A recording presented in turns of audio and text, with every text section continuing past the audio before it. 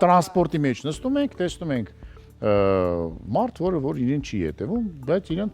դուր է գալի։ Ձեր կյանքի որակի վրա դա ինչ-որ կերպ ազդում է։ Իհարկե, բայց ես կողքը նստած եմ եւ ժամանակավոր եք նստած։ Այսինքն դիմանանք, օքեյ։ Հետո իջնելու եք, այսինքն մենք խոսում ենք ինչ-որ ռադիկալ օրինակներից։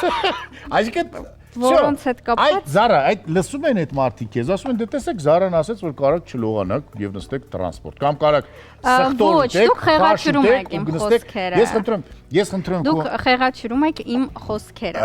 Իսկ սխտոր կարելի է ուտել ու նստել տրանսպորտ։ Տեսեք, դուք ասում եք հարցեր, որոնք օրինակ կապված են էթիկայի նորմերի հետ։